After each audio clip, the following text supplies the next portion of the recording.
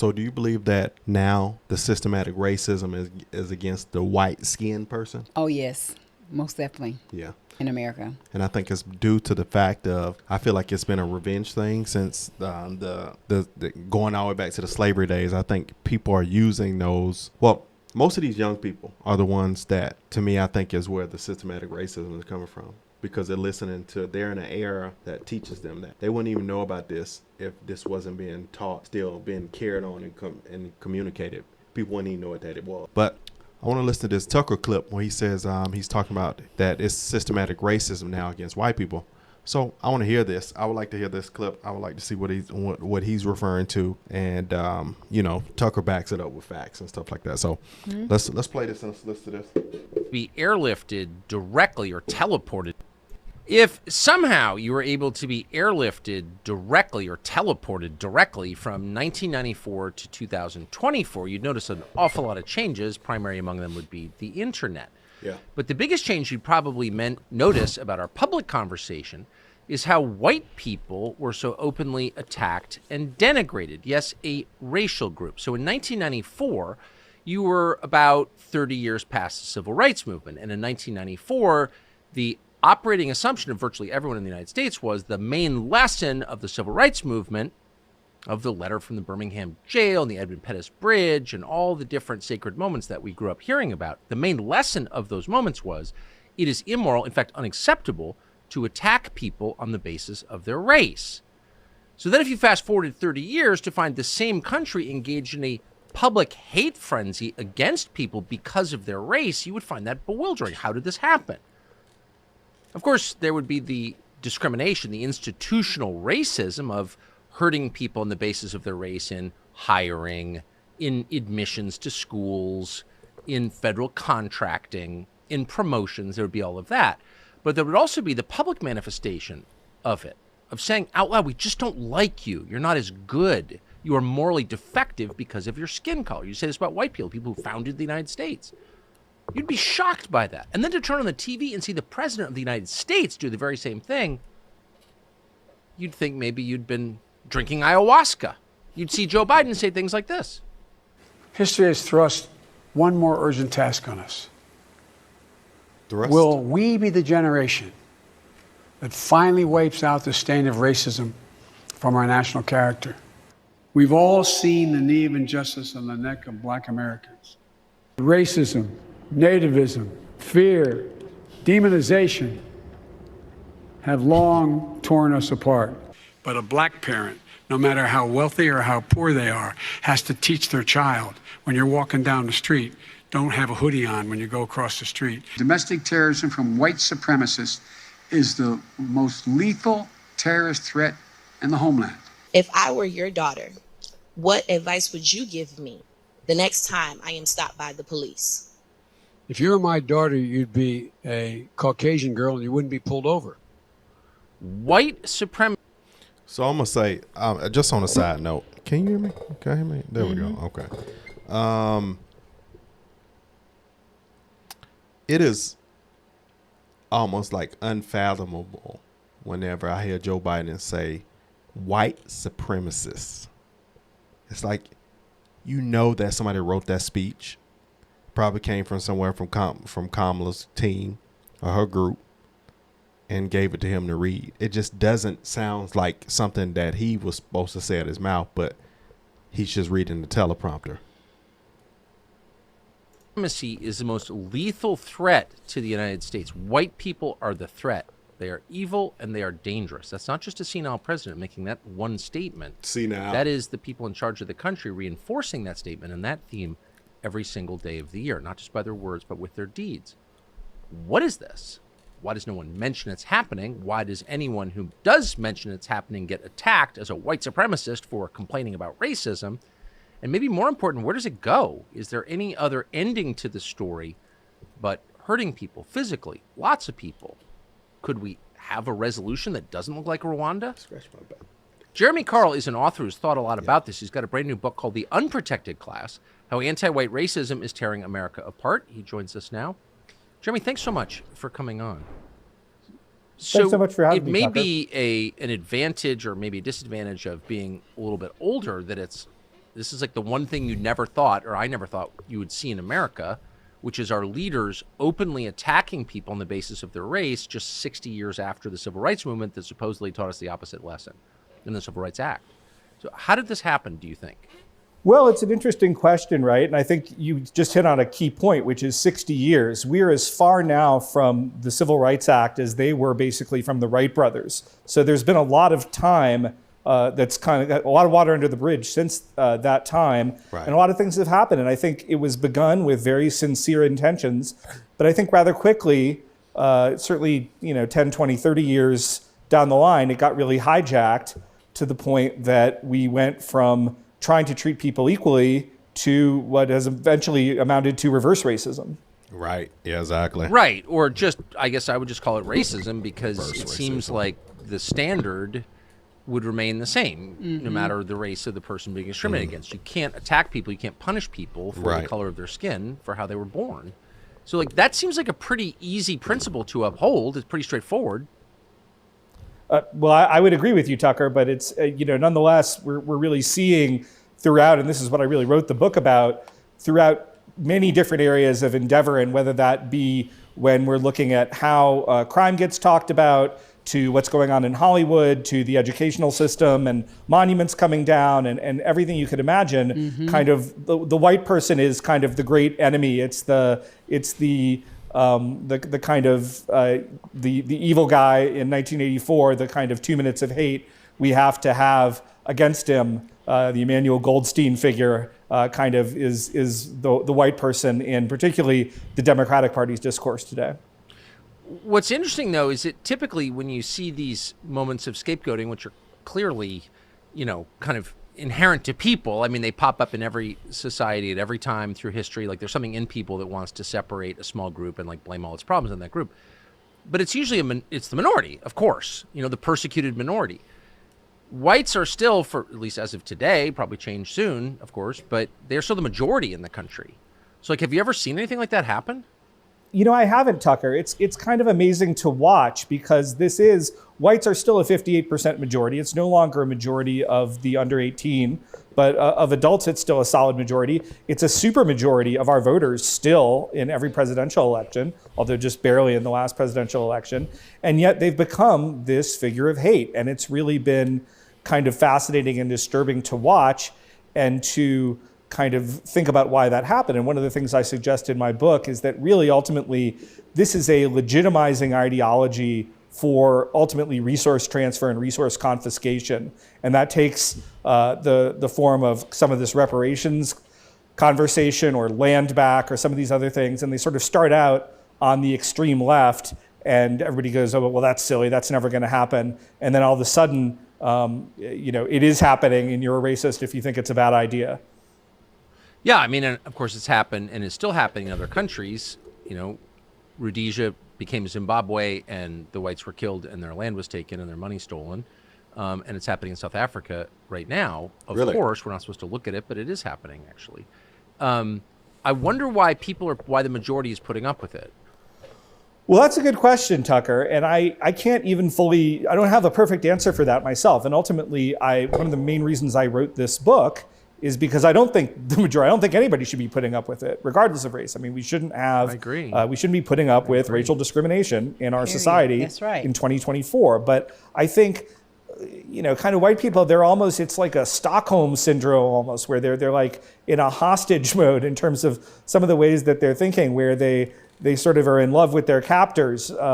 And they're not able to kind of accept what's going on. And particularly on the left, it's this sort of notion that because we, of course, like every nation, have had an imperfect past, that white people have some hereditary blood guilt. And I think the balance of American history just shows that that's a really myopic and childish way to look at our history and our country. Well, it's demonstrably absurd I believe, too, just on a side note, that these are things that can cause big issues on our land between two different cultures of people. Mm-hmm. And that's how it would be. You start off one race did another race wrong. Yes, back in a long time ago, there was a race that was done wrong. The black race was definitely brought in slaves, but then it was one thing from slavery, then it went to a thing of giving you rights, and then people that were of a white skin color didn't appreciate that, and then we had this long process, Jim Crow. We had all these things going on, but the problem is you can't right wrong with wrong. That just fuels problems. Groups can start forming and start making new malicious groups to go against it. That can be a whole thing. There's no solution to handling a wrong with the wrong. No, At it just some makes point, more wrong. We have to continue to be able to, as a culture, heal from this. But with healing should come steps moving forward, and not look at your whole entire life as every instance happening with a person that's not your same skin color is race related. Oh, I didn't get this job because I'm black, or whatever the race may be. She picked him, or I had to wait in line 20 more minutes because I'm black. Everything now is being used as such. That's just complete insanity. You will never be able to heal. We will never be able to move past it and move forward if you continue to keep looking and going back. That is not success. You know what? And it would die. Honestly, it would have died off a lot if the current administration did not fuel it. If they did not keep the torch burning on there, it would fade back. I know, and I was just sitting here thinking, boy, I can't wait till Trump get in office, because I hope and I know that when he comes in, he's definitely going to be attacking this issue, because this is humongous amongst all the other long list of items that he has to address, or him and his cabinet and his team. He's not going to do it alone, but as well as being able to work with the Democratic Party. We all have to work together. However, we need him in. I was just wondering, like, how is it going to be when he gets in? How is he going to be able to shift this? Because he has a lot of the black vote. But many of us support him. One of the simple ways is, talk about it. But however, I believe if we keep having the conversation, it won't die. I just feel like, too, will the fact of a human being be someone that will discriminate against someone from their skin color, is that ever going to be like erased off the planet while we still exist as humans? Probably not. Yeah. Because you can't control every single person or influence. Let me not say control. You can't influence. You can't make a person see, who have a change of heart based off of ignorance and lack of knowledge. Yeah. So, and it really goes to themselves. However, as a collective, we should be able to navigate more productively in our society with less of this foolery that's going on.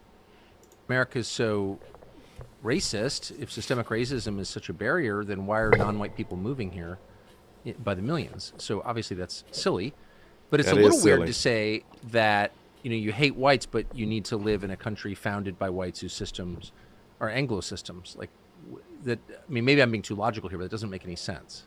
No, it doesn't. It points to some of the absurdity here. And you also touched that, of course, people from all sorts of different backgrounds are clamoring at the door. We're right now dealing with this, of course, with illegal immigration. And even if you look at some of these groups, and again, something I discuss in the book, there are all sorts of non-white ethnicities in this country among immigrants and among citizens, in which, particularly among Asian American groups, but not exclusively. If you were to even look at Nigerian Americans, or particularly Igbo Americans, for example, they would have an average higher income than the average white American. And so this kind of notion that whites are sort of on the top is really a selective editing of any story, no matter how true, that belies that, or any statistics that belie that. It's one of the reasons you actually see Asian Americans frequently eliminated from these comparison sets. And just on a side note, that comes from a level of inferiority, because I will say from foundationally, okay, let's go back to the slavery standpoint, where the white was right and black was bad. And what happens is now you still have black people that still look with the inferior lens, like they feel inferior to the white person. So instead of it coming out as inferiority, it comes out as violence, or it comes out as hate or anger. But now we're in an era of life where it's the playing field is pretty level unless you're elite. Elite, there's still difference in that. But it's pretty level. The people that are fighting and you punching people in the street and stuff like this, you might have more money than them. It don't make sense. It's dumb. It's not an inferiority thing anymore. It's dumb. You can do whatever you want to now, you know? Yeah. And they're talked about because it doesn't tell the story that the left wants to tell. Well, it's just a lie. I mean, the Labor Department collects these stats, and you could say, well, maybe they're fake stats. Tell me how they're fake. But they've been this trend has been going on a long time. I don't know if native-born whites are in the top 10 for income actually groups, but they're not near the top of the top 10. That's for sure. I've seen the numbers. I just saw them. So you're lying if you say that. So there's that. But again, I want to get back to the core question, which is why would anybody put up with this? If this were happening to people from Madagascar, I would be as against it as I am now. But it's particularly weird that the people whose ancestors founded the country are putting up with it. I hear all the time young people say, well, I can't really get a job. I have no expectation of working in a big company because I'm a white male. It's like, why would you accept that? Like, if you're 22, what did you do to deserve that? Right. And what does it say about your country that it's doing it to you? Like, why do people put up with that for a second? I agree, Tucker. I mean, and I wrote this book because I didn't understand that either. And the only thing I can come up with, or not the only thing, but the leading kind of hypothesis I can have is that a lot of people have kind of been so brainwashed by a lot of the propaganda from the left that they're just simply not aware of some of the realities here. And so what I've tried to do in the book is just to detail the enormous number of ways throughout many, many different areas of endeavor right now where whites are being discriminated against. And to say, hey, guys, we shouldn't be putting up with this. Why are we putting up with this? We certainly wouldn't put up with it if any other group were being discriminated against in this way. So why do we not have the self-respect to kind of stand up for ourselves? Well, I couldn't agree more. And it's not that we wouldn't be putting up with it if any other group was being discriminated against. It's that other group would not be putting up with it. And you see that. And there are groups who just won't put up with it. And I say that with admiration, because why would anyone put up with racism, especially since anti-racism, being against racism, is our state religion? So, I mean, how paradoxical that in a country where the one thing you can't be is racist, that anti-white racism is enshrined in law, custom, and culture, and no one mentions it.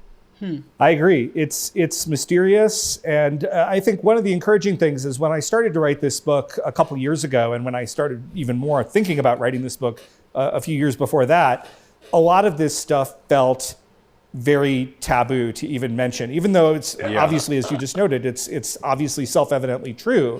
And therefore it shouldn't be taboo at all. And I think one of the encouraging things is that we're beginning to see people, and you've really been a stalwart on this, but there have been other folks in the media environment, folks like Matt Walsh and Charlie Kirk, and there have been politicians, guys like J.D. Vance, who are kind of now speaking up, and they aren't just saying like, hey, it's fine. You know, you can just go discriminate against white people and that's fine. We're not going to say anything, or we're going to be too cowed. We're going to be too intimidated. I've really seen an improvement in the dialogue just in the time even I've been writing this book. But at the same time, there's still a long way to go before we really kind of reach a point where we can have a candid conversation about this stuff that is actually based on reality rather than a left-wing fantasy. I guess what bothers me a little bit is that, you know, the justification for hurting whites has always been effectively a species of the reparations argument. Like, you know, whites have hurt other people, therefore it's their turn in the barrel or something like that. You need to make up for something that your ancestors did, I guess. But that, I guess, kind of works, sort of, maybe. That's what I was saying. You're talking about the majority. But the second whites are no longer in the majority, and that's going to happen very, very soon, maybe already has happened. We don't know because we don't know the real population numbers because of illegal immigration. But we're right on the edge of the whites not being the majority. Like, at that point, do whites get to say, well, now I want, you know, some advantage in college admissions. Now I want my kids to go to Harvard for free. And I want government contracts in a preferential way. Like, what happens then? Or does the anti-white hate just get louder?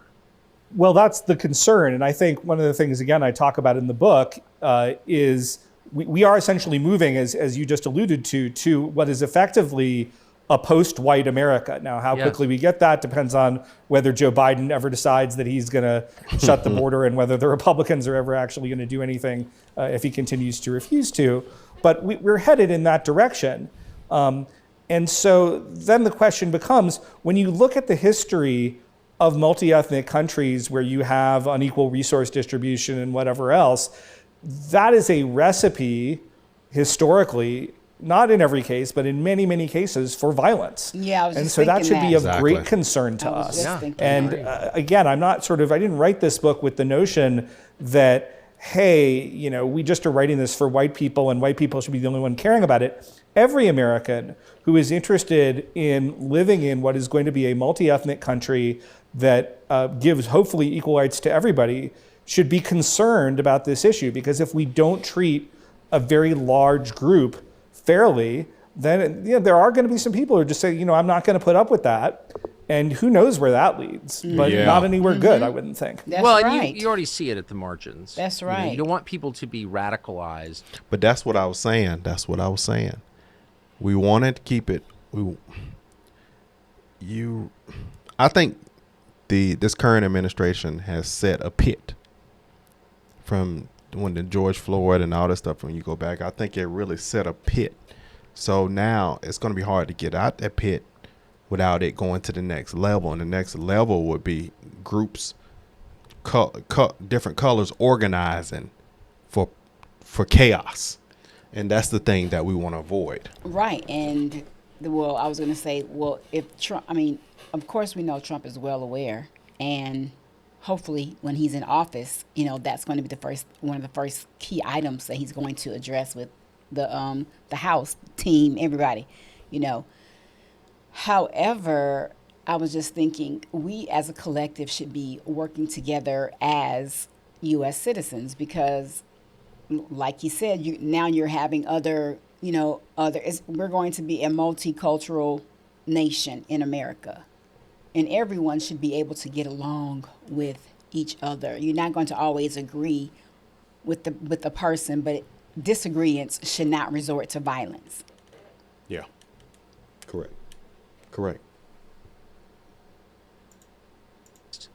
You don't want people to have to be radicalized along racial lines because they're irresolvable. Opinions change, skin color doesn't. So if we have any kind of race conflict, it can go on for many generations, and it has, of course. Yes. Yep. But I think about South Africa, true. which in 1994, when it was handed voluntarily to the ANC, had nuclear weapons.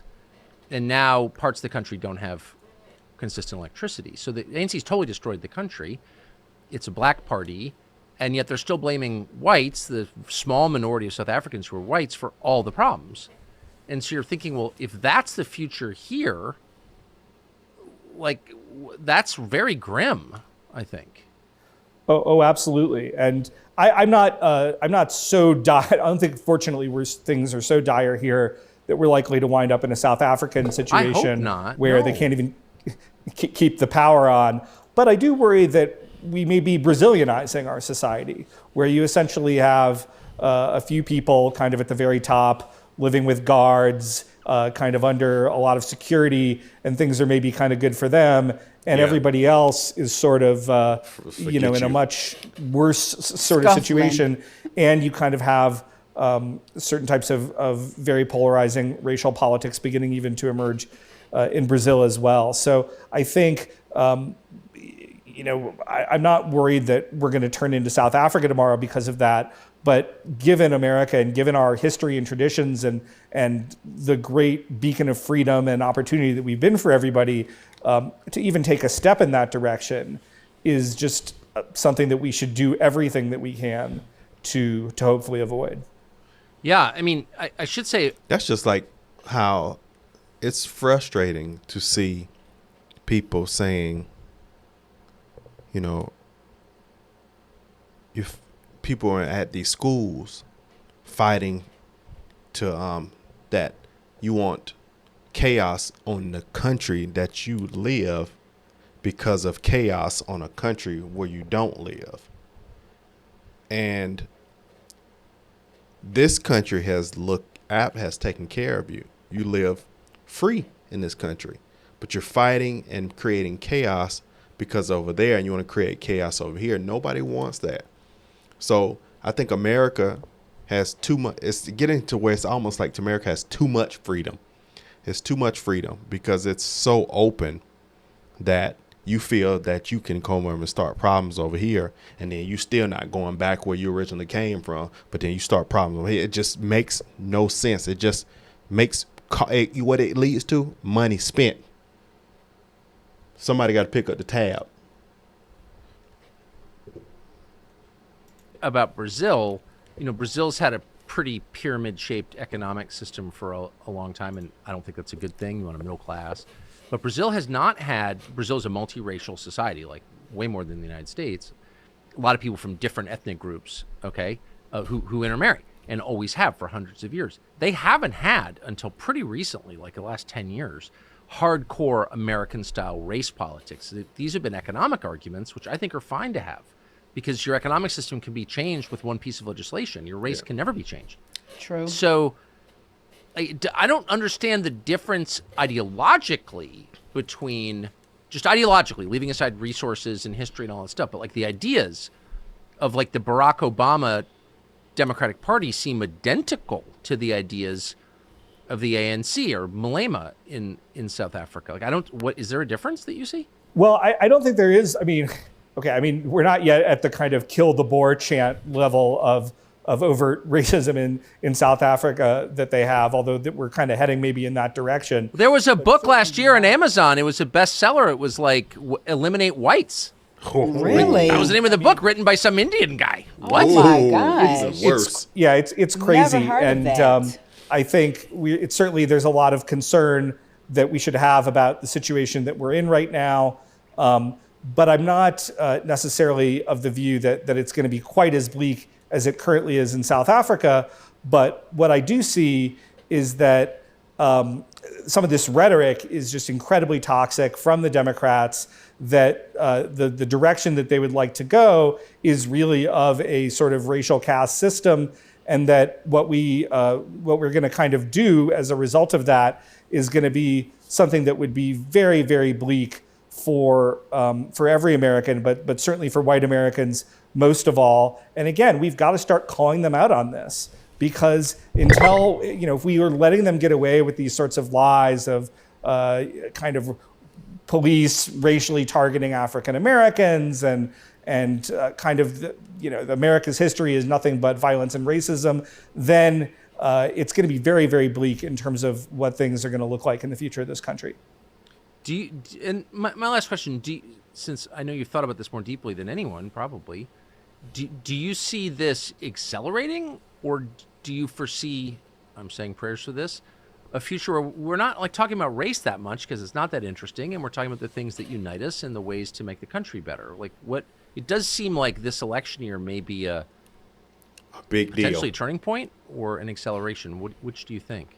Turning point. Well, I think that the left is definitely accelerating. I mean, as it becomes less and less true to speak of any sort of white systemic racism, the left is just amping up their conversation about that, their rhetoric around that. At the same time, I think there is more resistance that I just touched on, and you and others have really been in some ways at the forefront of that, which I'm very thankful for. But I kind of feel like the best case that's realistic is that, to use a kind of Cold War analogy, we move to what's called a mutually assured destruction, and that keeps us safe. So what the left has to understand is, when they use this type of racial rhetoric that is scapegoating whites, that is blaming everything on whites, that is saying white people are kind of the cause of all problems or that are going on in this country, that they need to understand that there's going to be a very painful and direct political blowback to them for doing that. Yeah. And that requires us to organize on our side to say, to actually arrange that type of blowback, to make them understand their cost to that type of racist rhetoric that they're using. And then if that happens, they may say, whoa, okay, you know what? Maybe it's best that we kind of cool this off, that we don't use this type of rhetoric, that really what we want to do is sort of take race out of the public dialogue in this way. We're not going to scapegoat whites anymore, because we understand that creates a politically painful scenario for us as well. But to create that sort of thing, which I think would ultimately lead to racial peace and would allow us to talk about these things that, as you note, would be much more important and things that we should all be caring about far beyond race. We need to be a credible deterrent to them. We need to show that we're not going to put up with the sort of behavior that they've been engaging in. That's why I wrote my book, The Unprotected Class, and I sort of suggest in the book that ways that we can go to get there. Man, I couldn't agree more. I remember watching the Republican governor of New Hampshire, Chris Sununu, really or kind of an awful person, but say that the problem with New Hampshire was there were too many whites in it. I remember thinking, is anyone else hearing this? You're attacking people who live there, whose ancestors have been there for 300 years. You're attacking them because of their skin color? Really?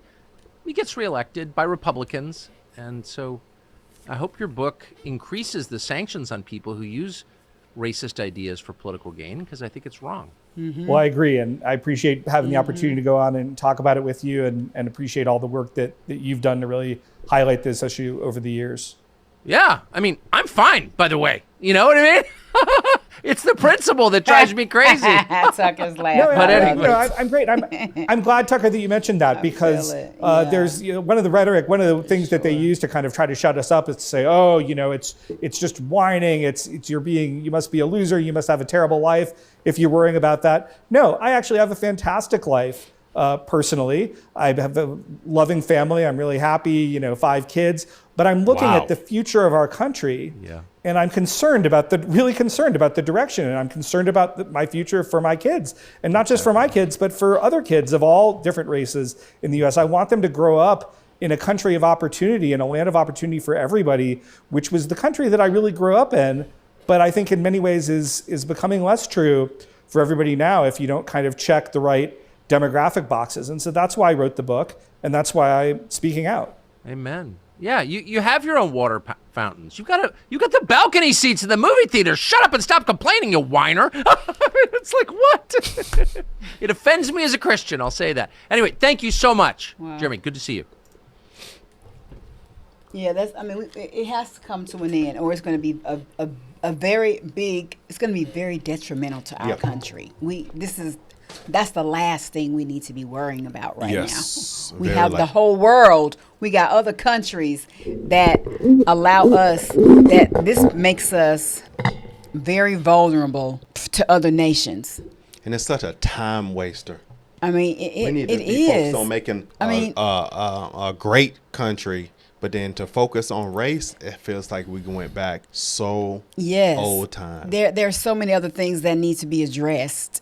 So many other things that need to be addressed. That is just, it is a time waster. I feel like, but when I'm going to say that on current day, what's going on in current times, you should not be able to be able to threaten America and still live here. As soon as you go out threaten, after you do the threatening and the protesting, then you go to your apartment, go to the grocery store, you do all the stuff on this land. I don't know. I think our policy, we have been so loose in this country for so long with stuff that we've created our own problems. We have. So, well, that was good. Man. It was, man. Shout out to Tucker. Shout out to Tucker. 2024, be more.